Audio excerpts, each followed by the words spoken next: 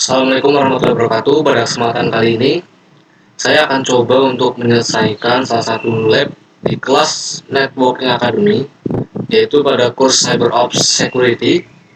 Kita akan coba mengerjakan lab nomor 27.2.12, yaitu dengan judul Interpret HTTP and DNS Data to Isolate Threat Actor. Jadi judulnya saja teman-teman. Di sini kita akan mencoba menginterpretasikan data HTTP dan DNS ya untuk mengisolasinya dari threat actor atau pelaku ancaman. Jadi di sini saya akan coba jelaskan singkat ya.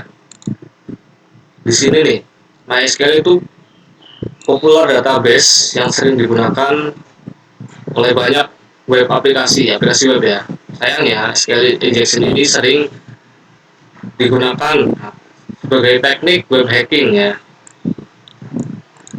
Code injection technique where attacker execute malicious SQL. Nah, jadi si penyerang ini itu mencoba untuk menginjek atau memasukkan script khusus pada database web server. Biasanya ini SQL, makanya disebut SQL injection ya.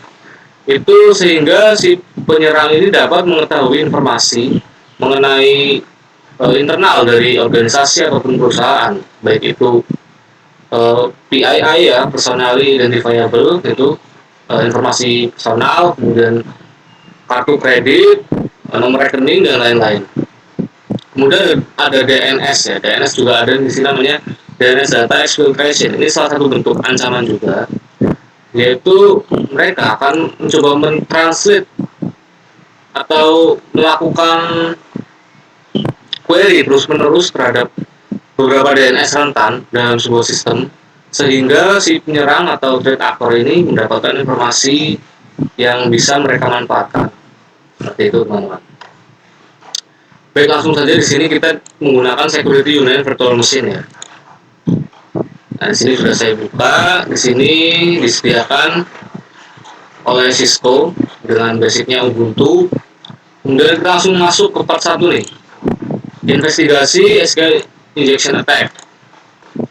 Nah, di sini kita seolah-olah kita sebagai ini ya, teknisi cyber security gitu di sebuah perusahaan.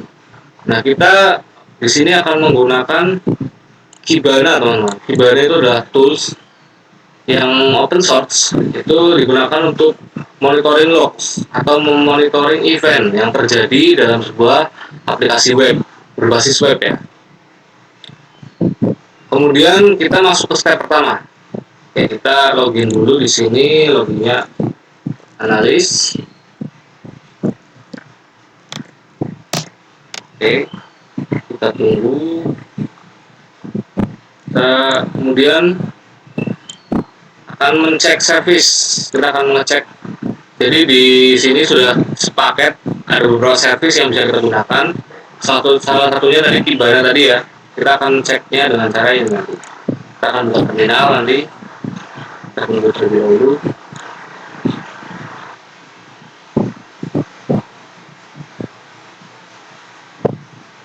Dan di sini kita sudah masuk ke dashboard dari VM Security Union. Kemudian kita langsung saja kita buka terminal teman-teman.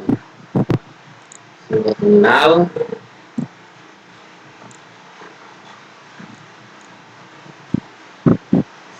Kita tunggu. Oke.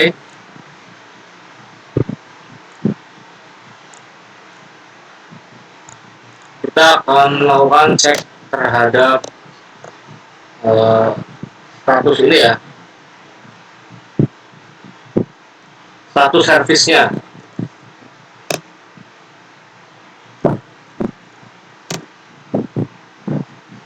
Segel server oke, pickup agent oke. Ini di sini ada salah satu word nih. Oke, tidak apa-apa ya, karena yang kita pakai di sini adalah Kibana ya. Kibana di sini oke, jadi semoga tidak akan terjadi masalah apapun. Kita selanjutnya open Kibana teman. Ini di sini ada shortcutnya ya Kibana. Kita buka saja, kita tunggu. Jadi Kibana ini berbasis web ya, dan ini pasti terinstallnya secara lokal ya, lokal saja. Nanti kita akan login menggunakan username analis dan passwordnya CyberOps.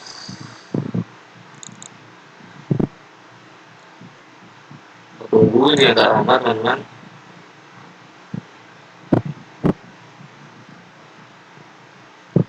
In Security Union, Kibana has many pre-built dashboard. Jadi di VM ini ya, itu Kibana-nya sudah banyak terinstall nih, banyak dashboard dan visualisasi untuk monitoring dan analisis. Kita juga bisa membuat custom dashboard kita dan visualisasi your particular network environment.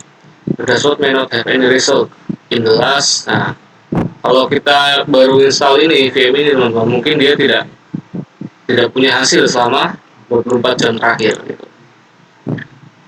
Nah, kita kan di sini terakhir teman-teman, in the upper right di corner, di bagian corner window atas. Oh, kita login dulu di sini. Analis.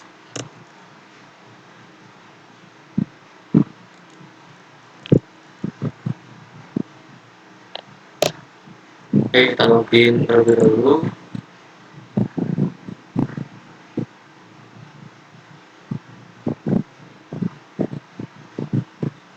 Kibana server is not ready. Why?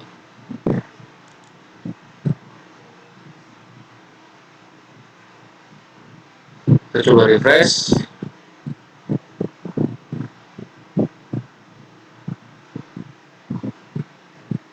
Oke, ini ya.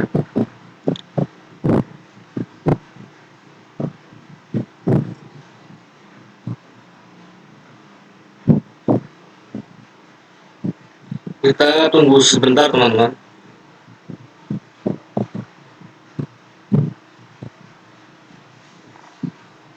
Ini agak lama ya karena dia menjalankan local host server di sebuah virtual machine gitu.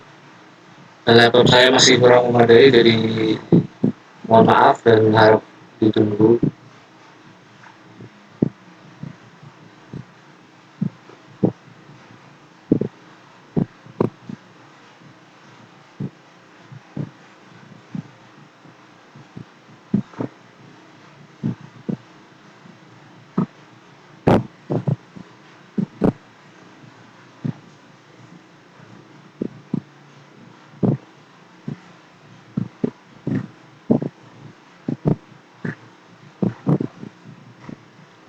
Oke, ini adalah dashboard dari Kibana-nya teman-teman.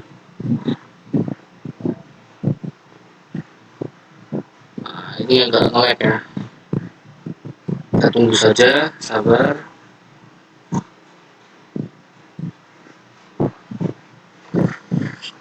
Nih kita lihat di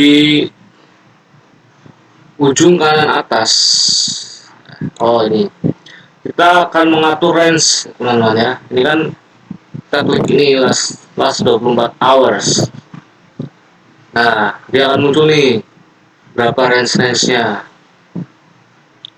Expand time range to include interesting alert. Nah, kita atur ini ya. Kita diminta untuk attack to place in Juni 2020. Oke, berarti kita ganti ini ya, time range-nya itu selama Juni tahun 2020 teman-teman. 20 bulan Juni berarti dari tanggal 1 sampai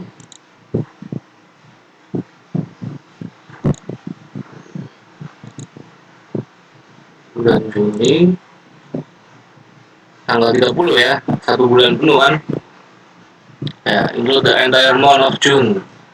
Kita go, tunggu sebentar.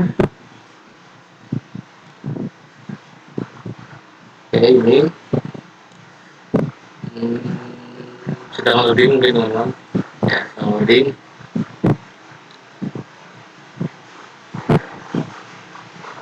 Notice the total number of logs for entire month or of June. Itu should be similar. Ya, ini harusnya sama nanti dengan ini jumlah ininya ya, jumlah logs. Kita tunggu sebentar.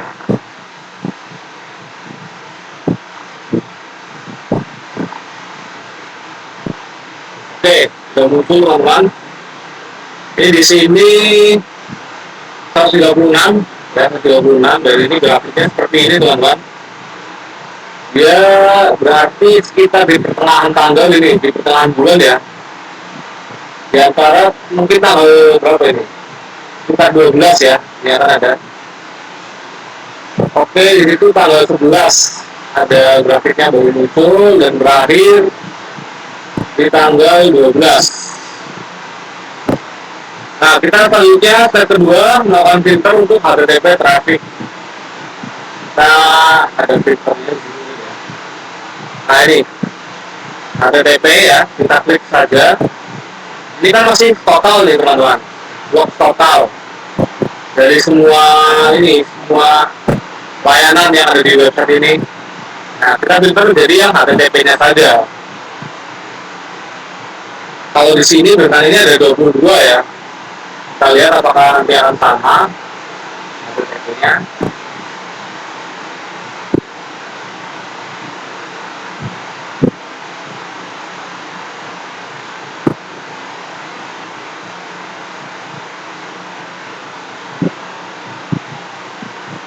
Lama teman-teman loadingnya.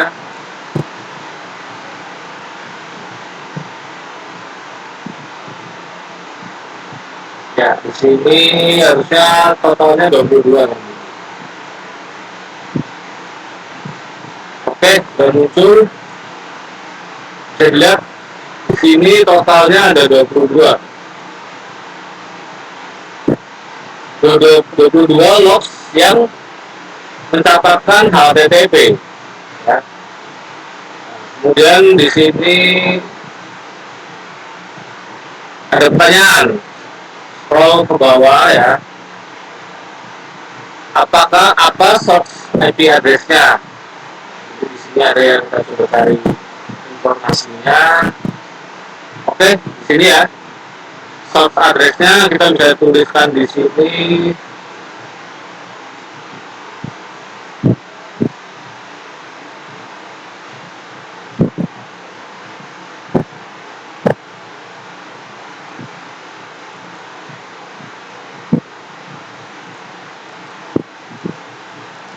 Bisa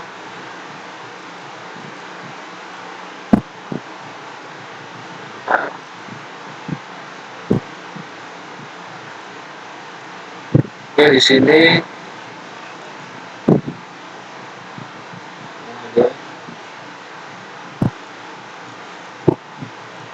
bisa diisi teks. Source IP address-nya yaitu 209.165.200.227 ya. Kemudian destinasinya itu di bawahnya.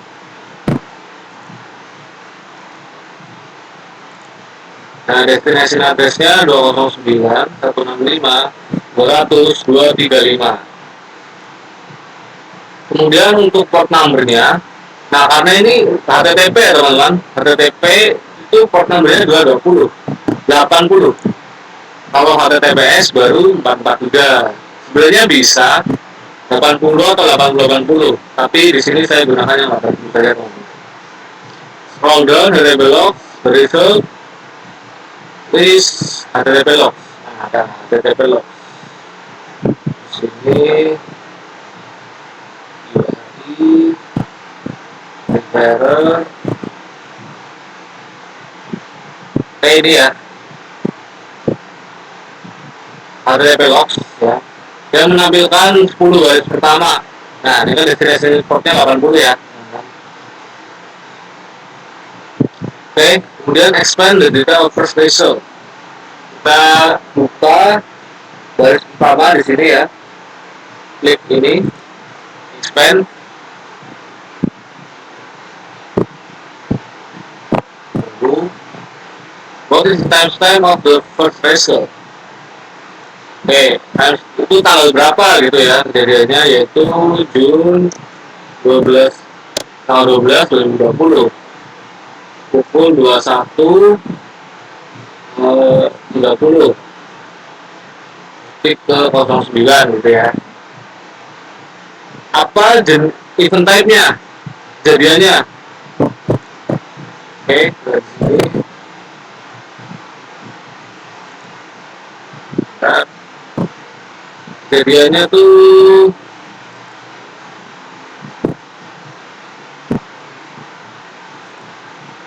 ada bermasalah sedikit teman-teman. Ini kejadiannya ini mana ya, type event type. Oh, ini event type ya. Event type-nya adalah bro HTTP. Tulisan tadi teman-teman. What is included in the pesan apa di field? Nah, ini berarti di get ya, the get request. Oh, di URI tadi dia di URI seharusnya ada di sini. Nah, ini ya URI, lihat ini ya, dia nah pesannya itu di dalam tanda petik ini teman-teman. Kita bisa lihat kopi, ini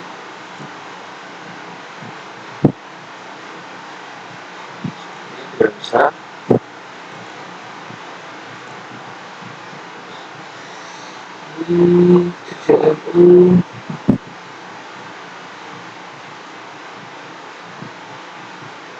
Oke, itu berarti apa saja yang terkandung di sini ya? Itu ada union,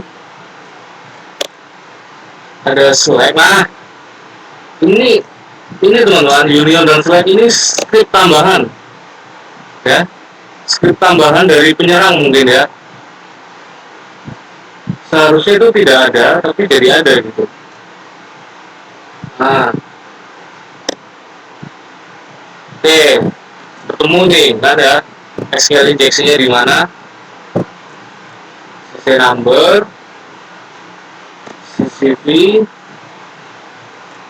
expiration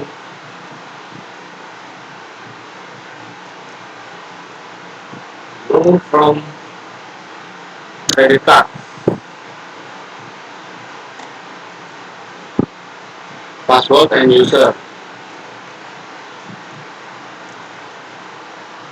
Oke, ini ya. Nah, teman-teman, ini di sini ada union dan select. Union dan select ini teman-teman, itu salah satu script yang ini spekulasi saya ya, ini ditambahkan oleh penyerang pada metode SQL injection ya. Ini kita mendapatkan union. Nah, scriptnya gini teman-teman, union plus select plus CCID. Nah, dia berarti mengincar untuk menyerang CCID atau credit card ID ya. Nah, untuk ingin mendapatkan informasi tentang credit card teman-teman. Oke, seperti itu teman-teman cara SQL injection. Dia akan menyisipkan pesan-pesan atau script tertentu gitu. What is the significance of the information?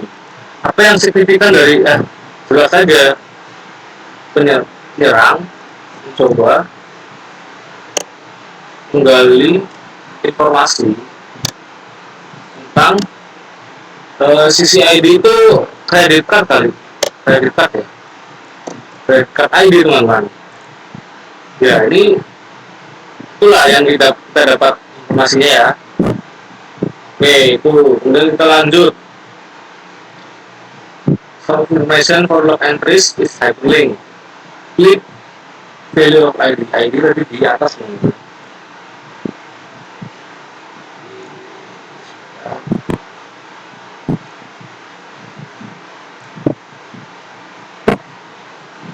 ID tadi aja.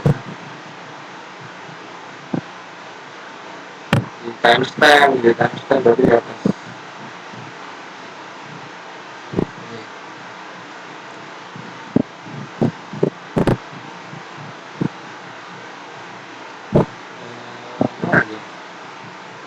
Iya, ini kan. Kok tidak terlihat? Yang ini ya, ZZ ini kita coba klik saja. Oh, dia akan hyperlink ya, hyperlink ke sebuah web baru di sini. Kita ada keterangan ya, log and detection is beginning operasi notice portion username. Nah ini kan ya, jika someone may have tried to attack the web browser. Nah, seorang tuh mencoba menyerang web browser menggunakan SQL injection untuk membypass autentikasi. Kayak nih, keywords, union, dan select. Itu perintah digunakan untuk mencari informasi di SQL database teman-teman nih, union dan select. Ya. Oke, kita lanjut di sini. Wah, ini berisikan script ya. Nah, ini log entry ya. Kita cari username nih. Kita bisa cari, oh, tapi ini kenapa? Nah, kita baca terlebih dahulu.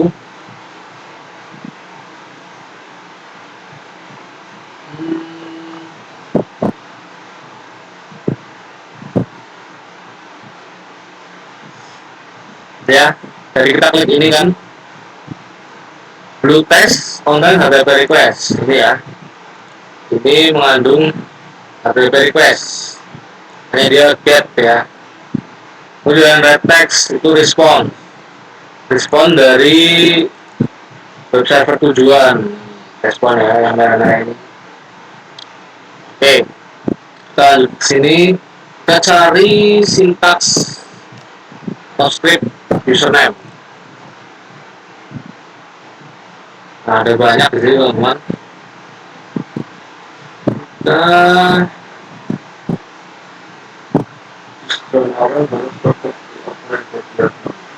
oke, itu berarti ada di bawah.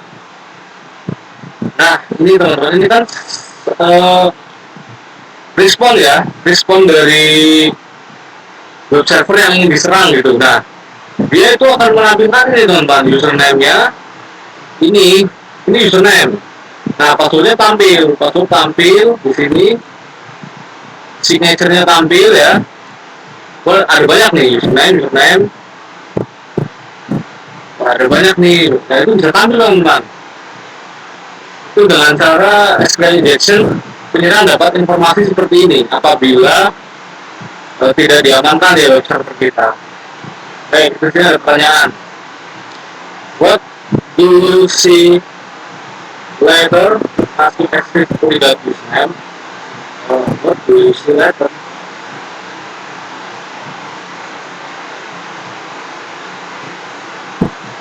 Oh, jadi di sini tuh dia apa yang kamu lihat ya? Saya bisa melihat ini teman-teman ya. Saya bisa melihat list username dan password dari respon destination server. Begitu ya. Saya melihat di transcript ya ini give some example of username. Oh, kita oke. Ya ini contohnya ya. Saya tidak usah ketik. Ini username-nya, ini passwordnya, dan signature. Nah, ini signature ya. Ini mungkin tanggal masuk mungkin ya, atau tanggal lahir. Ini juga username ya. Ini juga password. Ada banyak ya teman-teman. Ada 1, 2, 3, 4 ada 4, 5 ada 5 username. Itu ya. Boss get me. Oke. Boss get me-nya ini. Nah, kita masuk ke part 2 teman-teman. Analisis DNS exfiltration. Network administrator has noticed abnormally long DNS query. Sekarang ada query DNS yang tidak normal dengan subdomain yang terlihat aneh. Tugas tugas Anda untuk menginvestigasi anomali. Nah, ini kan kita di sini ada ini ya. Kita kembali ke dashboard ini. Oke, di sini teman-teman, kita klik home under navigation function di dashboard. Home. Nah ini ya, ini sudah di sini. Kita lanjutkan desain area dashboard, klik DNS. Kita sini klik yang DNS teman-teman. Kita tunggu sebentar.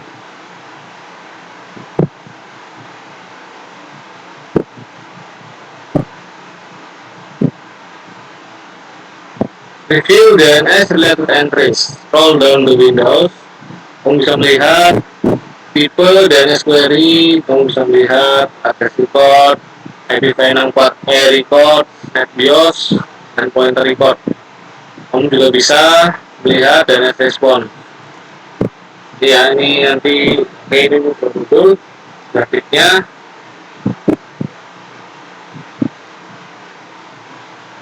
Kemudian kita scroll ke bawah.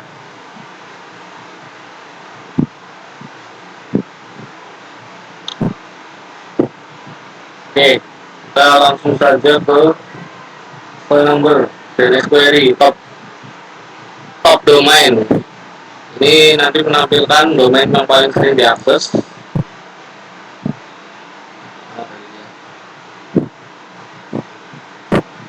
Ini DNS queries. Nah ini yang paling sering diakses teman-teman, DNS di web server ini. Ini pasti mengandung malware ya teman-teman. Motif NS example ini ya, the domain example.com should be investigated further. Nah, kita akan menginvestigasi yang memiliki domain ini teman-teman, example.com gitu ya. Scroll back to the top. Karena tadi yang dicurigai adalah domain dengan ini ya, nsexample.com. Apakah tadi ini? Oh, di sini kita ketik example.com teman-teman. Kemudian update.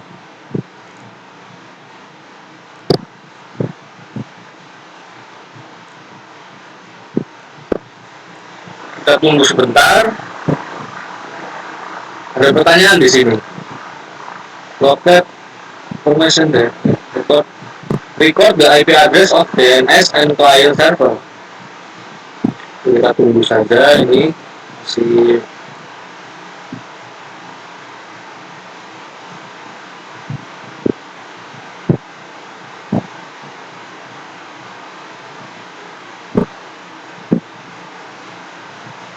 request timeout.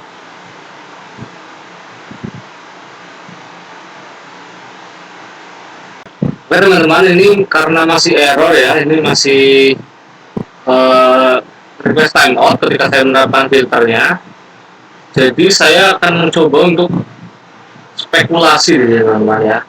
Di sini kan ketika filternya berhasil diterapkan, dia log count-nya ini menjadi 4 ya. Nah di sini saya akan mencoba yang ini teman-teman, client 4 ya. Di sini ada 4. Oke, jadi saya akan tuliskan di sini ya, kliennya itu DNS client berarti yang 209.165.200.235. Kemudian untuk DNS servernya, nah ini kita sebagai teknisi IT, teknisi cyber security, kita juga harus punya kepekaan, atau minimal kita bukan curiga ya, cuma kayak kita mewaspadai mana yang mencurigakan dan kita harus menganalisisnya gitu. Kemudian untuk DNS servernya 209.165.200.235. Oke. continue scroll folder export di bagian DNS query. Nah, kan kita jadinya nanti akan mengekspornya lebih banyak ya. Nah, kalau di contoh sini kan ada 4, di sini ada 5. Nah, kita akan ketambahan dengan yang ini teman-teman, tapi tidak apa-apa, kita ekspor saja di raw ini ya. Kita tunggu.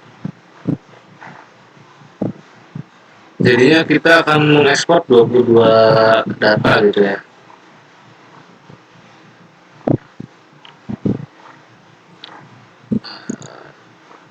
Tunggu sebentar.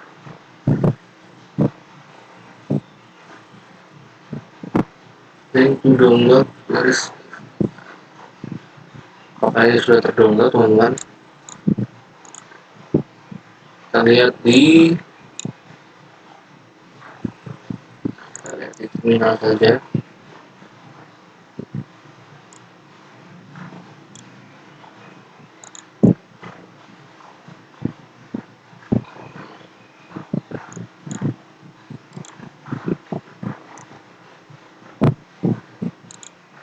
Ini sangat murah ya teman-teman, jadi untuk bersabar.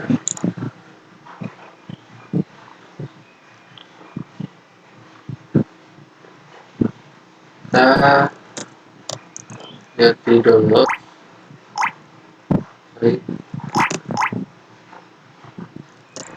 CD download.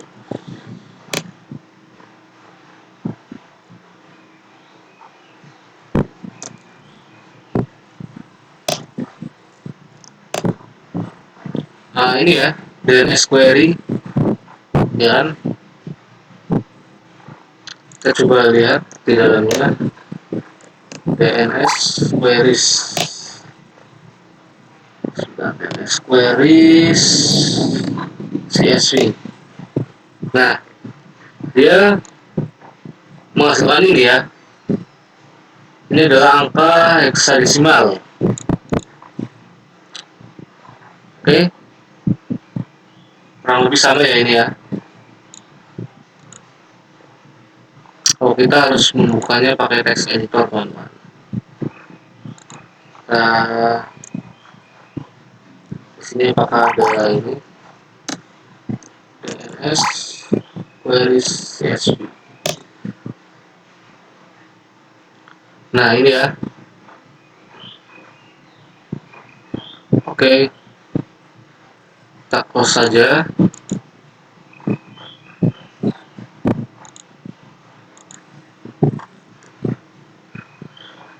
Kemudian di sini kita diminta untuk XXD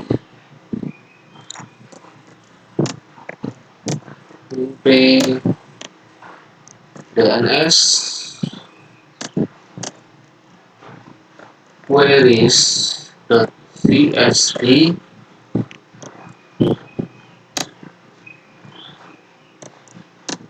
secret txt. Oke, kita lihat di sini ada secret txt. Oke, di sini muncul pesan teman-teman ya. Oh, XXD untuk melakukan decoding teman-teman. Decoding file. Tadi kan isinya ini kan ini ya, heksadesimal nih. Nah, kita mencoba untuk mendekode itu gitu. Karena tadi dikhawatirkan ada ini ya, ada mencurigakan nih yang di ini tadi kan. Kemudian di sini ada pertanyaan, where subdomain from? Ini subdomain from DNS query. Kita coba terjemahkan ya. Kita coba terjemahkan.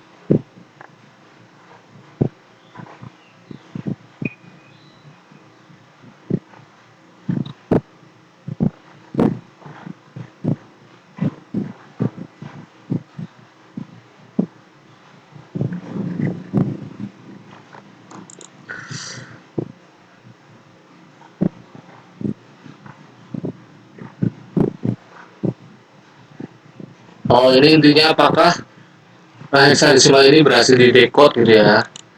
Ternyata tidak.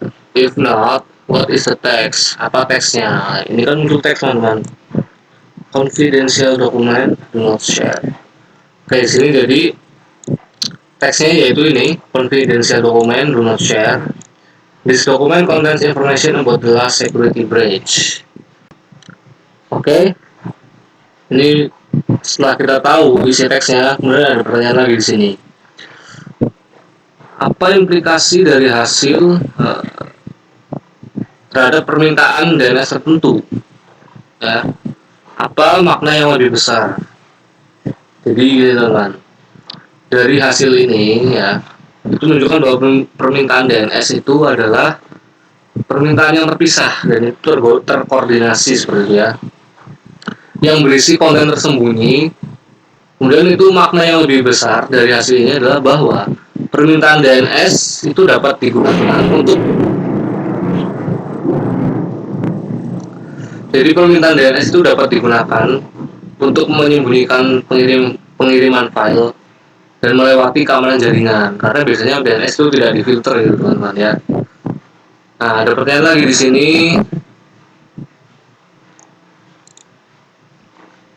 Oh, ini pertanyaan terakhir ya. Apa yang mungkin menciptakan query DNS terencode ini ya? Terus kenapa DNS dipilih sebagai sarana ya, sebagai sarana untuk mengfiltrate, mencuri data gitu ya. Jadi gini teman-teman, ada kemungkinan malware itu membuat permintaan itu ya, itu caranya mereka tuh menelusuri dokumen-dokumen di host ya, dan mengkodekan isinya, mengenkripsi gitu ya dalam hexadecimal seperti ini yang tadi ya. Ada kemungkinan, makanya kita patut untuk mencurigainya gitu ya.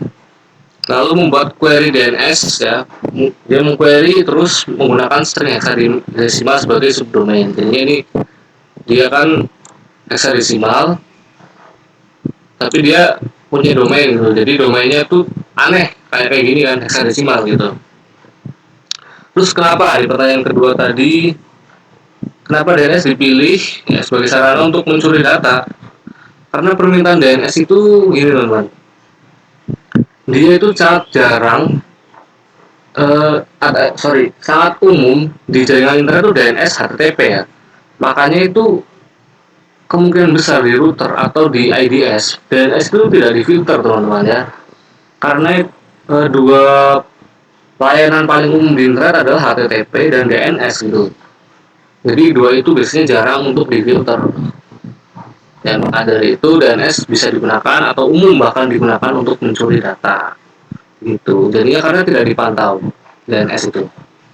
Oke, seperti itu teman-teman. Ini sudah selesai. Baik, kurang lebih seperti itu untuk pengerjaan lab nomor 27.2.12 ya. Masih banyak kekurangan yang saya sajikan dalam video ini, tapi kurang lebihnya saya mohon maaf ya. Saya tutup. Wassalamualaikum warahmatullahi wabarakatuh.